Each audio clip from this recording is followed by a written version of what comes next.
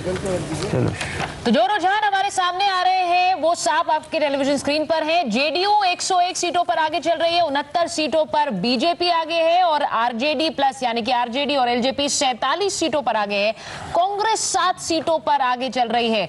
इसमें biggest gainer कौन है ये तो कहने की कोई बात नहीं है, लेकिन बिगेस्ट लूजर कौन नजर आ रहा है इसमें? बिगेस्ट लूजर इसमें आरजेडी से ज्यादा अगेन मैं कहूंगा कांग्रेस है, क्योंकि कांग्रेस को जो अपॉर्चुनिटी इस बार मिली थी उसका वो 1% भी इस्तेमाल नहीं कर पाई।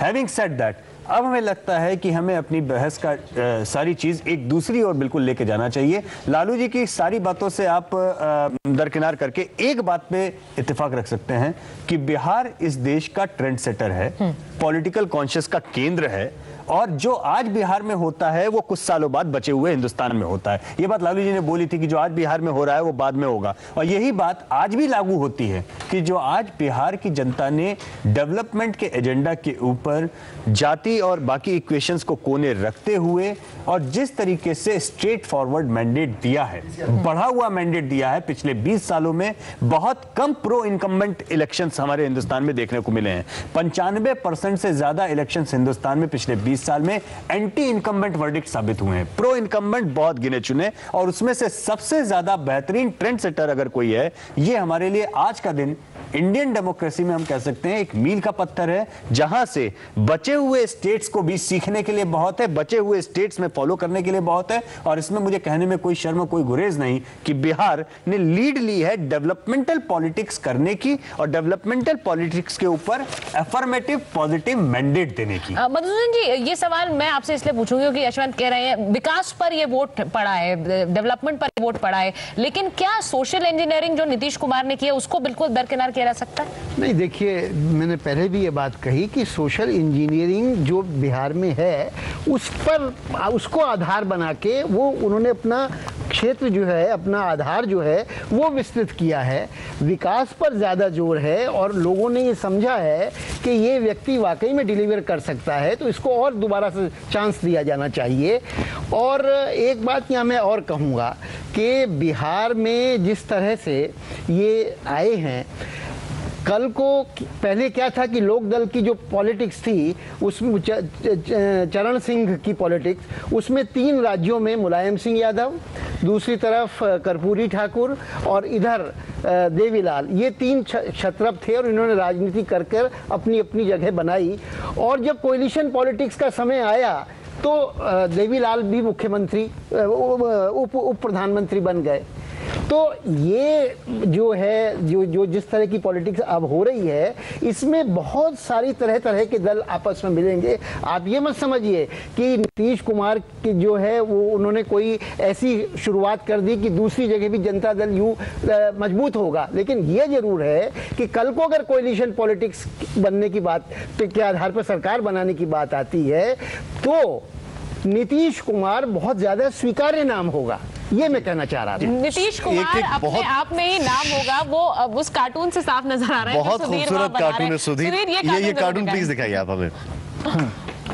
ये कार्टून जो सुधीर का है ये वाकई में आपकी नजरों से चूक नहीं सकता। सुधीर इसको एक्सप्लेन करिए प्लीज। ये कुछ वक्त पुराना कार्टून है और आपने महसूस किया होगा कि नीतीश कुमार जब अपनी पार्टी को लीड करते हैं तो वो अपनी पार्टी को एक तरह से पर्सोनिफाई करते हैं, और वो पार्टी से बड़े हैं, बल्कि ये चुनाव भी हाथ में ले लीजिए, थोड़ा सा क्लियर हो जाए, थोड़ा हाथ में लेके। ये जेडीयू नहीं है बल्कि जेडी मी है। और इस चुनाव में आपने देखा होगा कि बीजेपी को इन्होंने साथ जरूर रखा है, लेकिन उसका साथ कई जगह नहीं लिया है। हालांकि जो चुनाव परिणाम आए हैं उसमें मुझे लगता है कि बीजेपी की सीटें बढ़ी हैं और इनकी भी सीटें बढ़ी हैं, इसलिए बीजेपी के साथ चलेंगे ऐसा तो मुझे लगता नहीं किसी भी सूरत में। देखिए, चुनाव के जब कैंपेन चल रही थी उस वक्त उन्होंने नरेंद्र मोदी और वरुण गांधी दोनों की एंट्री मना की थी, तो इस पर मैंने एक कार्टून बनाया था जिसमें मैंने बनाया था कि बिहार में एक गाड़ी प्रवेश कर रही है और नीतीश कुमार वहां पुलिसमैन के साथ खड़े हुए जांच कर रहे हैं गाड़ी की, और उसकी डिक्की खोल करके पुलिस वाला बता रहा है कि चिंता मत कीजिए सर, नरेंद्र मोदी इसके अंदर नहीं है, गाड़ी को अंदर जाने दिया जाए। ये एक फैक्टर जो आपने बोला, यहां से अगर थोड़ा सा आगे बढ़ाएंगे पुष्पेश जी, नरेंद्र मोदी इनके साथ नहीं है। 2 चीफ मिनिस्टर्स की अगर बात हो, दोनों काफी लॉगर हेड्स पे थे, लेकिन जिस तरीके से मनूवरिंग की गई है political manoeuvring in terms of maturity, इस पर आप क्या कहेंगे बीजेपी विज़ावी जेडीयू? देखिए, मुझे लगता है we are reading too much into this Narendra Modi and this issue. मुझे लगता है कि देखिए, ये इस देश में मेरा अभी भी मानना है कि अंग्रेजी परस्त पश्चिमी आधुनिकीकरण के हिमायती इस धर्मनिरपेक्षता के प्रश्न को और मोदी की सांप्रदायिकता के प्रश्न को भारतीय राजनीति का सबसे अहम प्रश्न समझते हैं।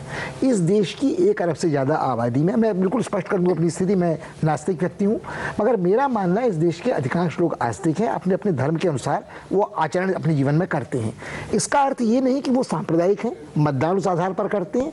अनेक ऐसे हिंदू होंगे जो नरेंद्र मोदी की नीतियों से गोधरा के बाद अप्रसन्न होंगे, खिन्न होंगे, मगर सिर्फ इस आधार पर कि वो भाजपा के नेता हैं, सफल मुख्यमंत्री हैं, उनका कोई बैर नीतीश से है, उनके आने से नीतीश को नुकसान होगा या मैन्यूवरिंग हुई, अगर मैन्यूवरिंग हुई तो बड़ा अच्छा हुआ। राजनीति is the art of the possible. उन्होंने अपने हित में भाजपा से जो भुना सकते थे भुनाया।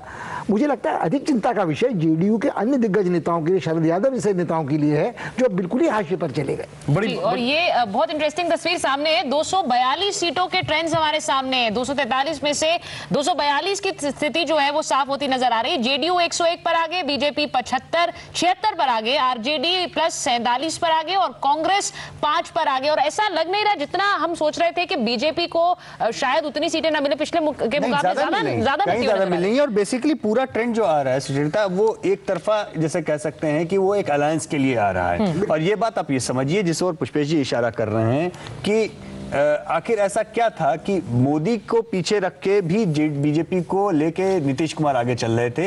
उनका भी इक्वेशन बहुत क्लियर है, उनको एक रिलायबल पार्टनर जो बीजेपी से मिल रहा था, और इसमें दूसरे मोदी का योगदान बहुत है। सुशील मोदी एक बहुत संयत डेप्यूटी चीफ मिनिस्टर के नाते बहुत संयत पार्टनर की तरह से उनके साथ में लगे। दरअसल अगर आप ट्रेंड्स देखेंगे तो बीजेपी के अंदर वहां पे सुशील मोदी की जीत हुई है, क्योंकि उनके जो बिटनॉयर थे, जो उनके खिलाफ राजनीति करने वाले थे, वो लोग काफी हद तक हाशिए पे जाएंगे। क्या मैं ये समझ सकता हूं आपसे, आपने जो बात बोली बीजेपी की राजनीति, और जो अभी आपने एक यहां पर लाइन बोली कि इस अलायंस का फेवर है, यहां पर जो फिगर्स हमारे पास है उसमें बड़ा क्लियर कट एक चीज है, वो है कि अदर्स को 12 मिले हैं, यानी कोई ज्यादा मायने नहीं रख रहा है। पहला दिमाग में वही आ रहा है। देखिए, अदर्स बहुत बुरी तरह कम होंगे वोट और सीट में, ये एग्जिट पोल्स का बहुत क्लियर प्रेडिक्शन। मैं आप पे आ रहा हूं, ब्रेक लेने के लिए मुझे बोला गया है, अभी ब्रेक ले रहे हैं हम और वापस आ रहे हैं, क्योंकि ये बड़ी इंपॉर्टेंट यहां पर फीचर जो यशवंत जी बता रहे हैं कि अलायंस को देखकर लोगों ने तुरंत उसकी तरफ मुड़े। ब्रेक के बाद